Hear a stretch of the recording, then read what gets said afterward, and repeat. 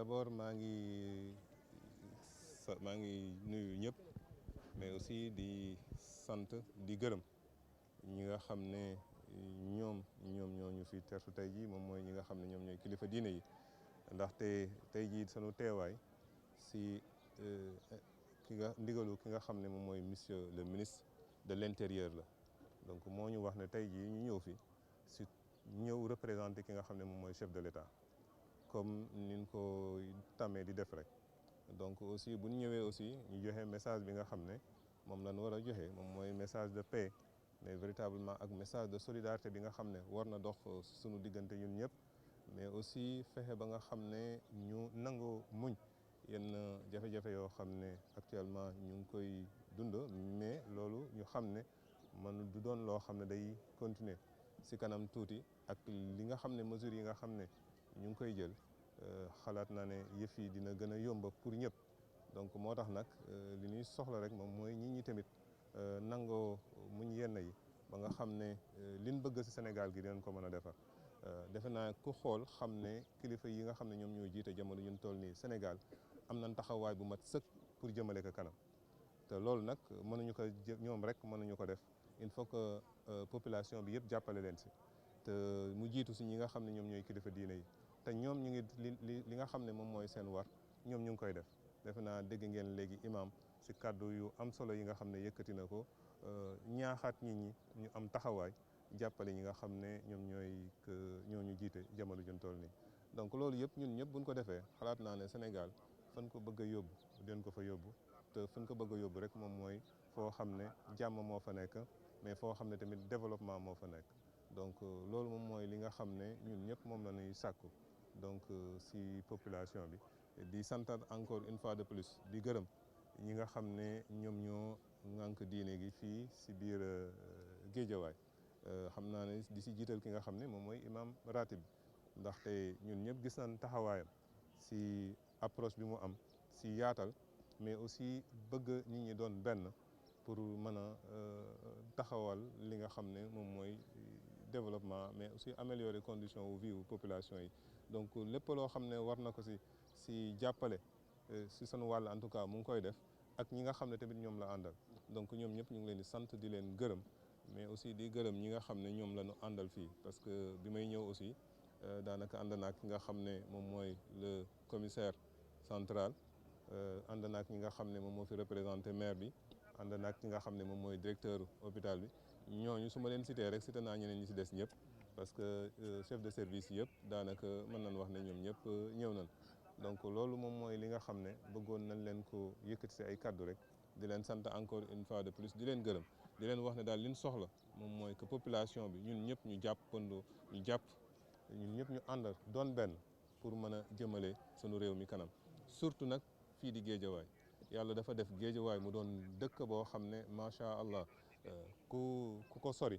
bëri am na xéwal yu bëri yoo xam ne doo ko gis mais boo ñëwee ba nekk ak ñoom di nga xam ne ay nit yoo xam ne yu am fulla ak fayda yoo xam ne bëgg yu fonk seen dëkk la te ñoom tamit ñu ngi def seen kéemtalaay kattan pour jëm kanam donc ñu mel noonu vraiment ñu neex a jàppale leen donc moo tax may sàkkuwaat encore si ñëpp rek ñun ñëpp ñu taxaw temm rek pour li nga xam ne moom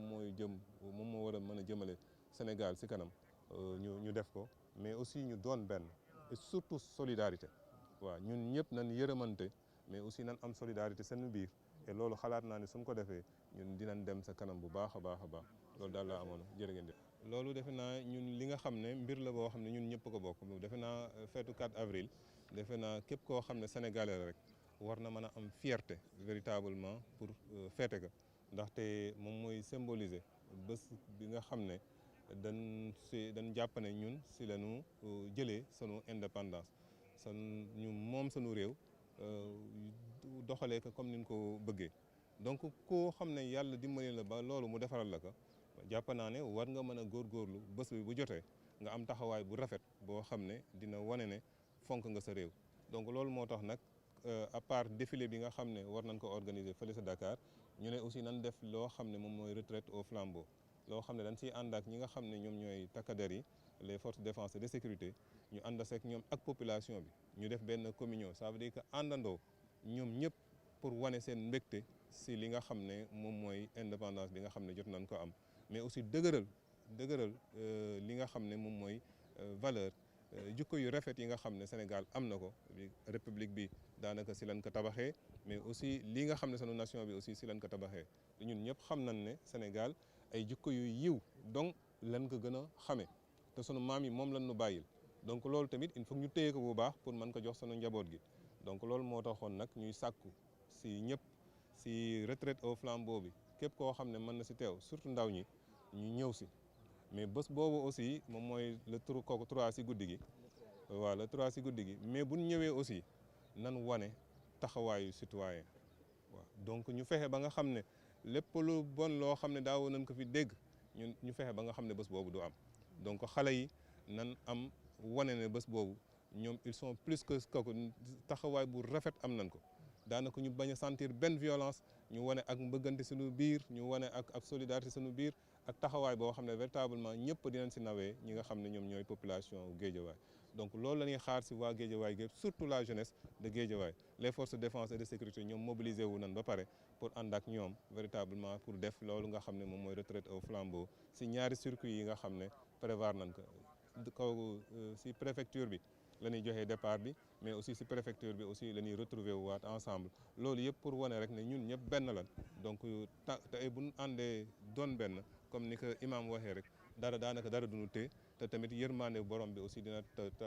tàbbi si ñun ba nga xam ne lépp luñ bëgg rek dinañ ko mën a am jërë ngeen jëf. C'est bon. Voilà, donc d'abord vous adressez mes salutations les plus cordiales à l'occasion de cette fête de l'Aïd el-Fitr qu'on appelle communément Korité. Donc nous souhaitons à toute la communauté musulmane une très bonne fête et aussi prier que le bon Dieu accepte toutes nos dévotions et aussi véritablement les grâces que ce mois béni véritablement emporter, que ces grâces-là puissent véritablement remplir véritablement nos besaces et permettre à ce que ce pays puisse encore rester dans la paix, mais aussi que toutes les valeurs que le mois de Ramadan enseignait, comme l'a dit tantôt l'imam, que ces valeurs-là, que nous puissions véritablement nous en approprier et en faire des viatiques pour nous permettre de vivre de manière solidaire, mais aussi unie, pour véritablement aller de l'avant et permettre à ce que ce pays-là puisse se développer comme le souhaitent les plus hautes autorités de ce pays. Donc ma présence aujourd'hui, c'est sur véritablement orientation de Monsieur le ministre de l'Intérieur et de la Sécurité publique, qui nous a demandé,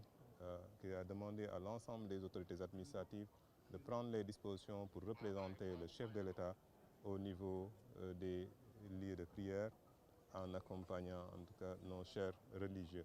Donc c'est dans ce sens-là que nous sommes venus. Mais le message que nous portons, c'est un message de paix, véritablement, un message aussi de solidarité et d'engagement par rapport en tout cas à tout ce qui est en train d'être fait dans ce pays. Les plus hautes autorités de ce pays-là, nous tous, nous savons l'engagement qu'ils ont pour amener ce pays vers le progrès, vers véritablement une amélioration notoire des conditions de vie des populations. Mais nous tous, nous savons qu'un pays ne peut pas se construire en un jour, 2 jours. Donc il faudrait que de la patience aussi, que les gens aussi s'arment de patience, mais aussi accompagnent ces autorités qui veulent véritablement booster le développement de ce pays. Donc c'est pourquoi nous sollicitons véritablement l'engagement de tout un chacun, mais aussi montrer davantage de patriotisme, montrer davantage de citoyenneté pour que véritablement le Sénégal demeure et reste le pays qui est connu, qui est un pays de référence et qui est exemplaire au niveau de toutes les matières véritablement. Véritablement, c'était le propos que j'avais voulu dire et encore une fois de plus, souhaiter une très bonne fête à toute la communauté musulmane. Merci beaucoup.